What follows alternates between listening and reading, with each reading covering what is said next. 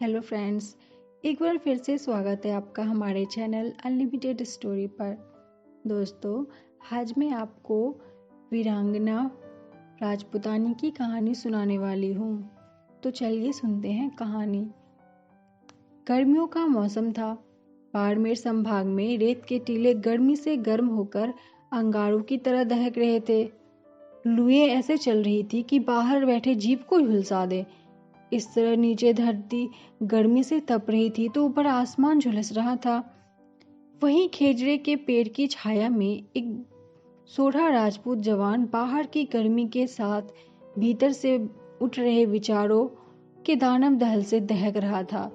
पेड़ की छाया में बैठ विचारों में खोए उस सोढ़ा राजपूत को पता ही नहीं चला कि कब छाया ढल गई और उसके चेहरे पर कब तपते सूरज की किरणें पड़ने लगी।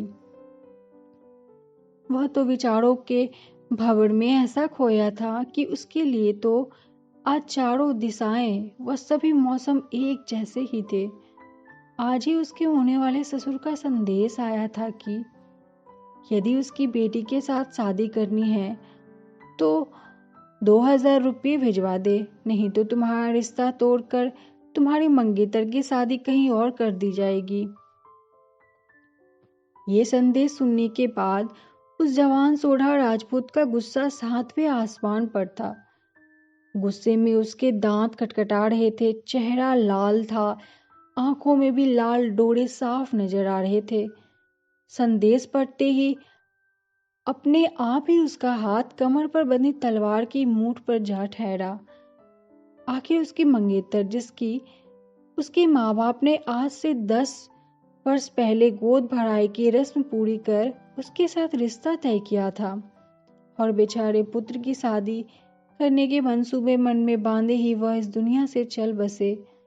माता पिता की मृत्यु के बाद बड़ी मुश्किल से उसने अपने आप को संभाला था, पर फिर भी जी तो गरीबी में ही रहा था। इसलिए अब ससुर को देने के लिए 2000 रुपये कहाँ से लाए। बचपन से ही खेत खलियान भी सेठ धनराज के यहाँ गिरवी पड़े हैं। अब क्या गिरवी रखे उसे जो 2000 रुपये जैसी बड़ी रकम मिल जाए। यही सब सोचते हुए उस जवान सोढ़ा राजपूत की आंखों में खून उतर आया था। उसने मन में सोच लिया था कि उसके जिंदा रहते उसकी मंगेतर, जिससे शादी करने के सपने वह पिछले 10 वर्षों से देख रहा था, किसी और की हो ही नहीं सकती। यही सोचकर वह सेठ धनराज के पास 2000 रुपये कर्ज के लिए पहुंचा। सेठ को सारी बात बताते हुए उसने कहा, सेठ काका, अब मेरी इज्जत बचाना आपके हाथ में है। सेठ बोला, इज्जत तो मैंने बहुतों की बचाई है, तेरी भी बचा दूंगा, पर यह बता 2000 जितनी बड़ी रकम के लिए तेरे पास गिरवी रखने के लिए क्या है।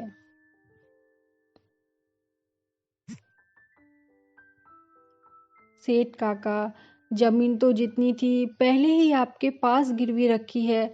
अब मेरे पास तो सिर्फ यह तलवार बची है, और आपको पता है ना एक राजपूत के लिए तलवार की क्या कीमत होती है। आप इसे ही गिरवी रख ले। सेठ बोला, इस तलवार का मैं क्या करूंगा, तू किसी और सेठ के पास जा और कर्ज ले ले। सोढ़ा जवान सेठ की बात सुनकर अंदर से तड़पते हुए कहने लगा, सेठ काका, मेरे पुरखों की वो जमीन जिसे पाने के लिए उन्होंने सिर कटवा दिए थे, उसको आपने झूठ लिखकर अपने पास गिरवी रख लिया। मेरे घर का एक एक बर्तन तक आपने अपनी कलम की झूठ के बल पर ठग लिया। फिर भी मैंने आपको सब कुछ दिया, और अब भी आप जो मांगेंगे वो देने को तैयार हूँ। यह मेरे घराने की साख का सवाल है। आपको पता है, मेरे जीते जी मेरी मंगेतर का विवाह किसी और से हो जाएगा तो मेरे लिए यह जीवन बेकार है। मैं तो जीवित ही मरे समान हो जाऊंगा। आपको जितना ब्याज लेना है ले लो, पर अभी आज मुझे 2000 रुपये का कर्ज दे दो। आपका कर्ज मैं ईमानदारी से चुका दूंगा, यह एक राजपूत का वादा है। सेठ, ठीक है, यदि तू राजपुतानी का जाया है तो एक वचन दे, मैं जो लिखूंगा उस पर दस्तखत कर देगा। सोढ़ा राजपूत ने हाँ कहकर वचन देने की हामी भर ली। सेठ ने एक पत्र पर एक शर्त लिखी और सोढ़ा राजपूत के हाथ में यह कहते हुए थमा दी कि असल राजपूत है तो और हिम्मत है तो यह पत्र ले, शर्त पढ़कर दस्तखत कर दे। उस पत्र में शर्त लिखी थी, जब तक सेठ धनराज का कर्ज ब्याज सहित ना चुका दूंगा तब तक अपनी पत्नी को बहन के समान समझूंगा। पत्र में लिखी शर्त पढ़ते ही सोढ़ा की आंखों में अंगारे बरसने लगे। उसकी आंखें लाल हो गई, पर उसने अपने गुस्से को दबाते हुए पिसते दांतों को होठों के पीछे छुपाकर दस्तखत कर दिए। सेठ से मिले कर्ज को उसने अपने ससुर के पास समय से पहले भिजवाकर अपनी मंगेतर से शादी कर अपना घर बसा लिया। आज कई वर्षों बाद उसका दीमक लगा हुआ टूटा फूटा घर लिपाई पुताई कर सजा संवरा था। ससुराल से दहेज में आया सामान भी घर में सजा था।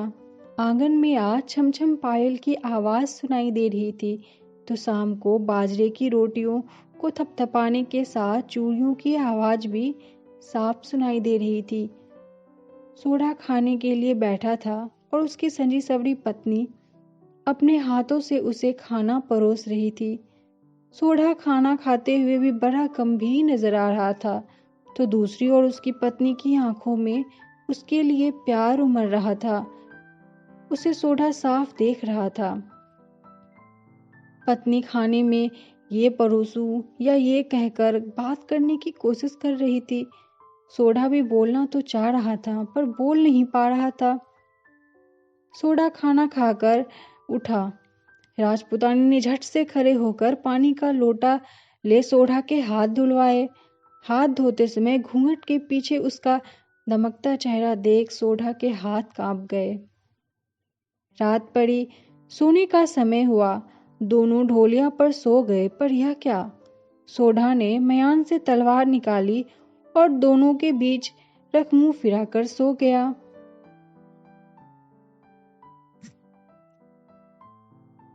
राजपुतानी सोचने लगी, शायद मेरे से किसी बात पर नाराज है या मेरे पिता द्वारा शादी से पहले 2000 रुपये लेने के कारण नाराज है। 1 दिन 2 दिन इस तरह 20 दिन बीत गए। हर रोज सोते समय दोनों के बीच तलवार होती थी। राजपुतानी को सोढ़ा का यह व्यवहार समझ नहीं आ रहा था।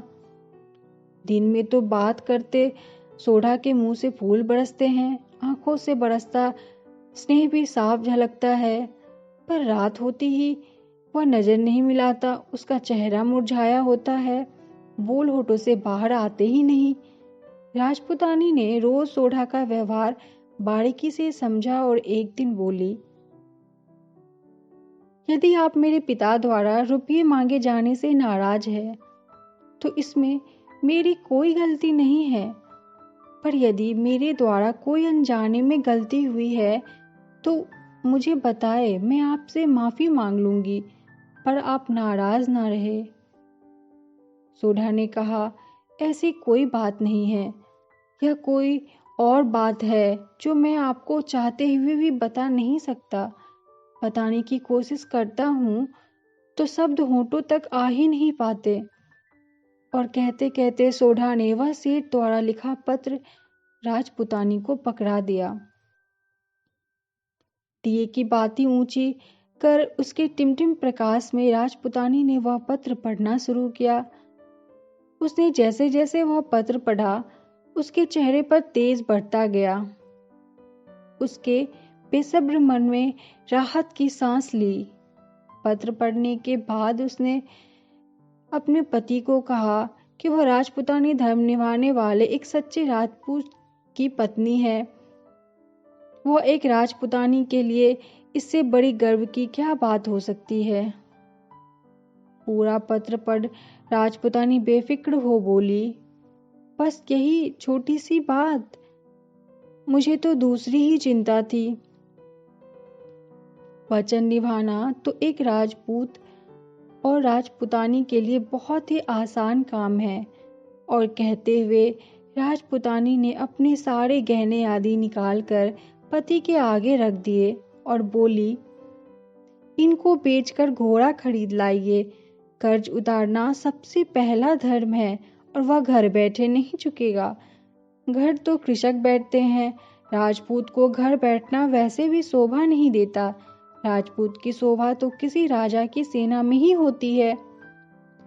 सोढ़ा बोला, ठीक है, फिर घोड़ा ले मैं किसी राजा की नौकरी में चला जाता हूँ, तुझे अपने मायके छोड़ देता हूँ। राजपुतानी बोली, मैंने भी एक राजपूत के घर जन्म लिया है, एक राजपुतानी का दूध पिया है। मुझे भी कमर पर तलवार बांधना, वह चलाना और घुड़सवारी करना आता है। बचपन में पिता के घर खूब घोड़े दौड़ाए हैं, इसीलिए मायके क्यों जाऊं, आपके साथ चलूंगी। दोनों कमाएंगे तो कर्ज जल्दी चुकेगा। ऐसे शब्द बोलते हुए राजपुतानी के चेहरे को तेज देख सोढ़ा तो देखता ही रह गया। सुबह का निकला सूरज अब आकाश में काफी ऊंचा चढ़ चुका था। चित्तौड़ किले की तलहटी से 2 किलोमीटर दूर 2 बांके जवान घोड़े दौड़ाते हुए किले की तरफ आते नजर आ रहे थे। उनके हाथों में पकड़े भाले सूरज की किरणों से पल पल कर चमक रहे थे।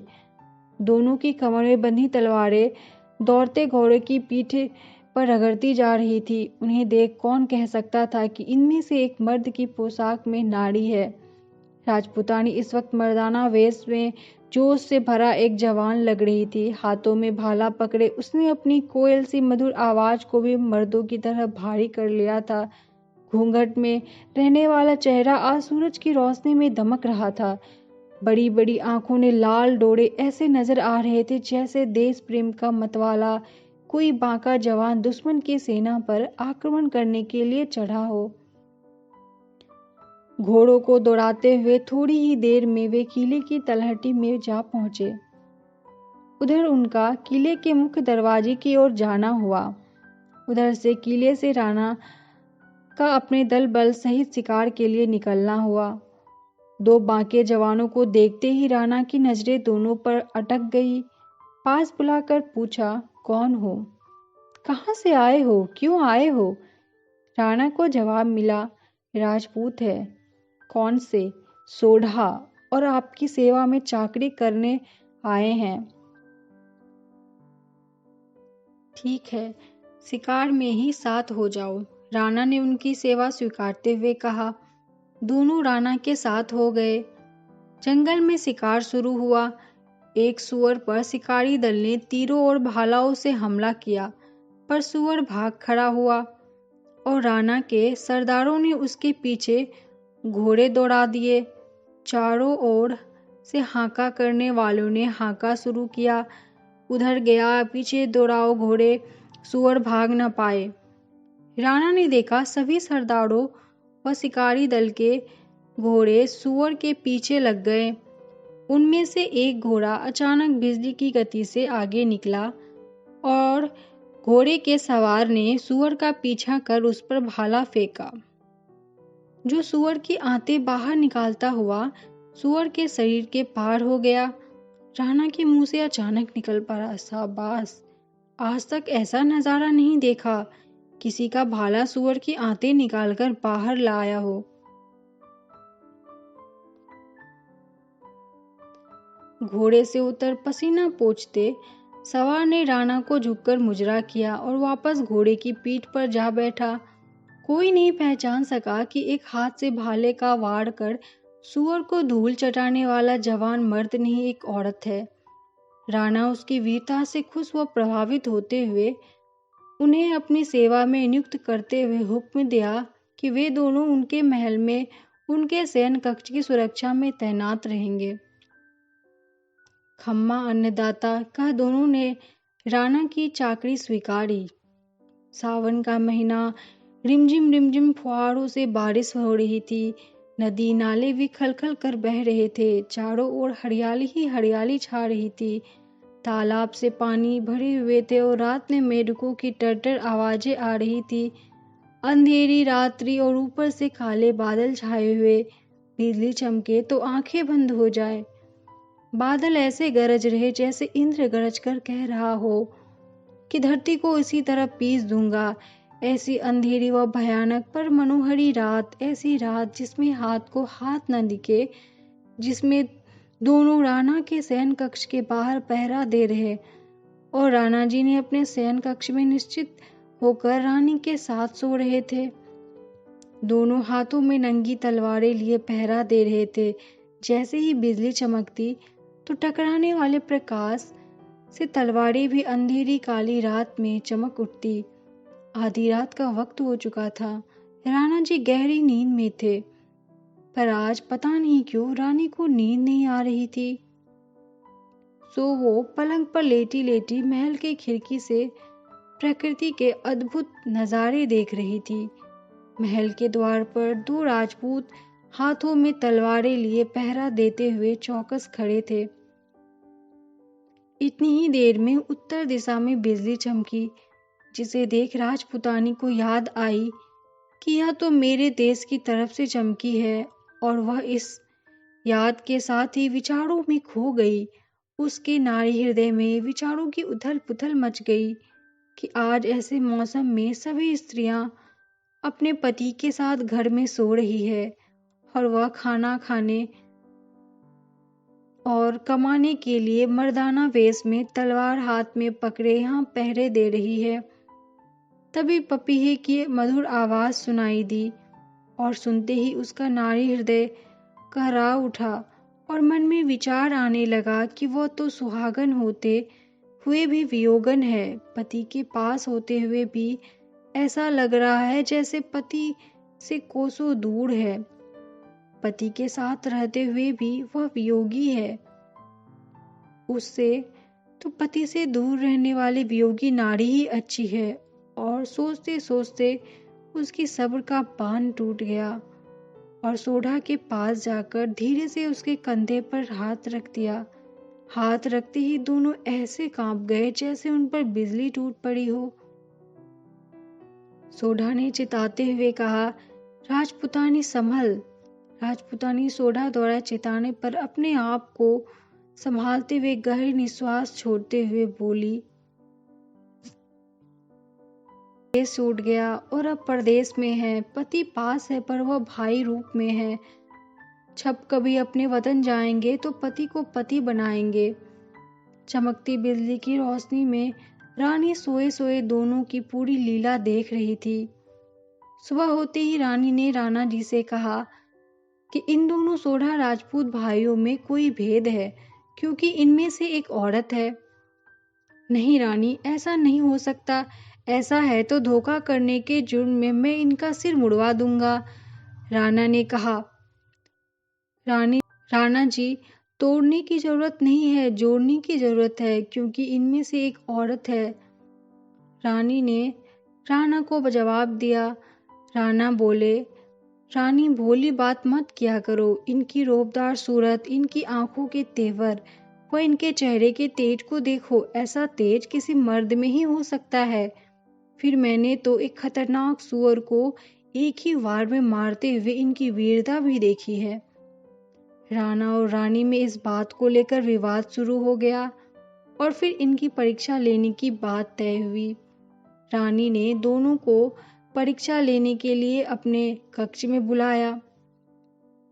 साथ ही राणा जी को जाली से छुपकर देखने को कहा।